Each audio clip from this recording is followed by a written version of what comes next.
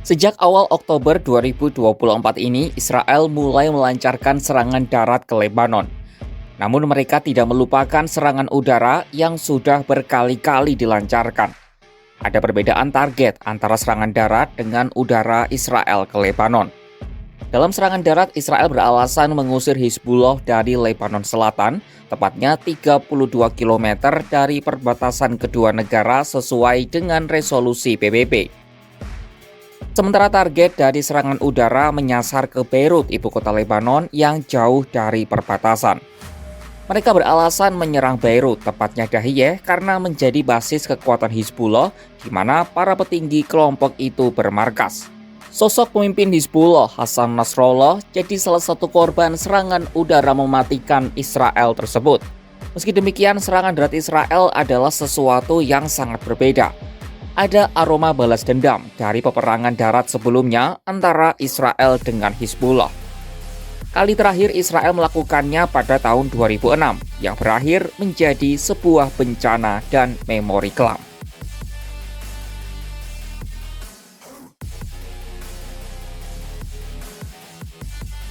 Israel dan Lebanon sebelumnya sudah pernah berperang selama 5 minggu pada Juli 2006. Kala itu tentara Israel terjebak dalam pertempuran sengit saat para anggota Hizbullah memimpin satu demi satu tank Israel ke dalam penyergapan yang dipersiapkan dengan cermat. Setidaknya 20 tank hancur dan 121 tentara Israel tewas. Komisi Winograd yang dibentuk pemerintah Israel untuk menilai hasil perang menyimpulkan negara itu memulai perang panjang yang berakhir tanpa kemenangan jelas. Operasi itu, yang memiliki nama sandi Operasi Perubahan Arah, menghasilkan apa yang disebut komisi itu sebagai kegagalan. Adapun dalam perang 2006 itu, Israel terkesan tergesa-gesa melancarkan operasi sebagai respon atas pembunuhan 8 prajuritnya oleh Hizbullah serta penculikan 2 perwira lainnya. Meski begitu, Israel tampak sudah belajar dari kegagalan dan menantang Hizbullah kembali dalam kondisi yang lebih kuat.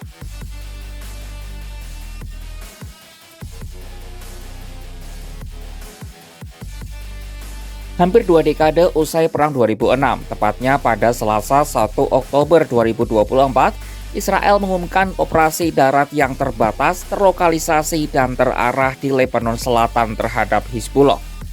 Namun bukti di lapangan tidak menunjukkan sebuah operasi skala kecil. Dikutip dari Al Jazeera, Israel kemungkinan tengah mempersiapkan diri untuk invasi yang lebih lama di Lebanon. Israel tampak belajar dari kesalahan mereka pada perang tahun 2006.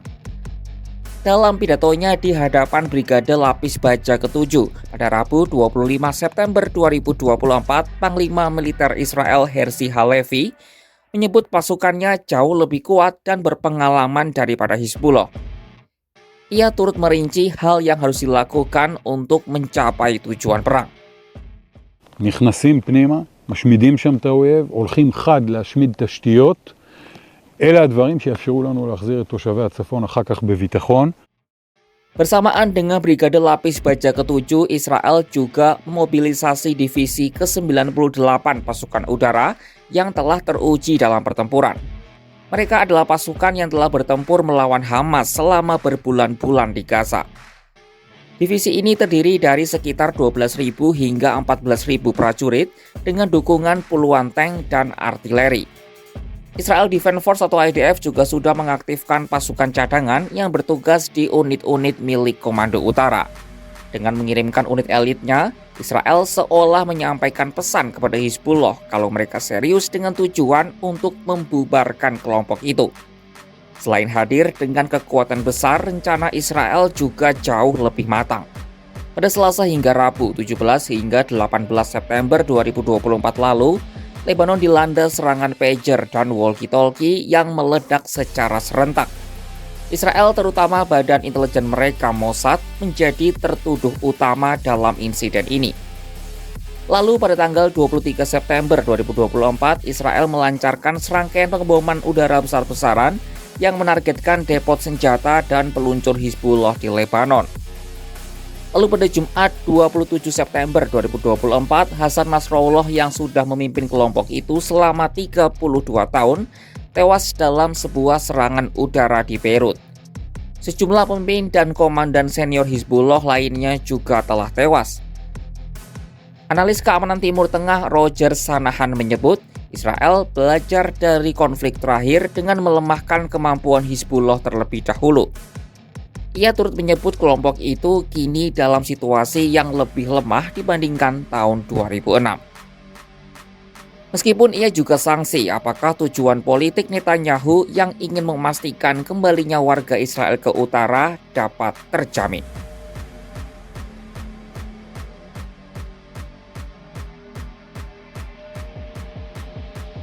Editor pertahanan Al Jazeera Alex Gatopoulos mengungkap kalau Hizbullah tidak pernah berhenti berlatih untuk berperang dengan Israel. Ia mewanti-wanti Israel untuk tidak sombong dan meremehkan kekuatan Hizbullah. Apalagi Hizbullah kini juga telah jauh berkembang dibandingkan dengan tahun 2006. Misalnya dari jumlah tentara, dulu Hizbullah hanya punya sekitar 5.000 tentara. Sekarang menurut data dari CIA Factbook yang dikutip oleh The New York Times, kelompok itu diperkirakan memiliki 20.000 tentara aktif dan 25.000 tentara cadangan pada tahun 2021. Bahkan Nasrallah pernah mengklaim Hizbullah memiliki 100.000 anggota bersenjata. Mereka juga punya pasukan elit bernama Radwan yang berisikan kurang lebih 3.000 orang. Pasukan ini diklaim mengenal medan di Lebanon dengan sangat baik.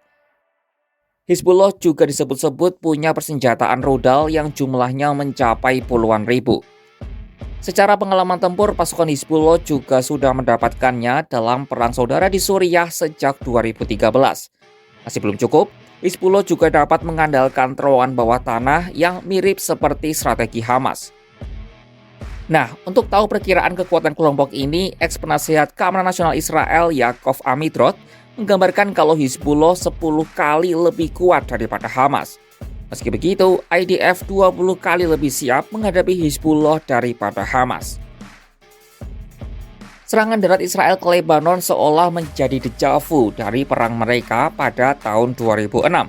Sebuah perang yang berakhir dengan kegagalan bagi Tel Aviv. Namun kali ini Israel jauh lebih siap dan terencana. Tapi Hizbullah juga sudah lebih kuat, apalagi perang ini berlangsung di wilayah mereka sendiri. Akan seperti apa perang mereka ke depan? Saksikan perkembangannya hanya di kanal YouTube Kompas.com.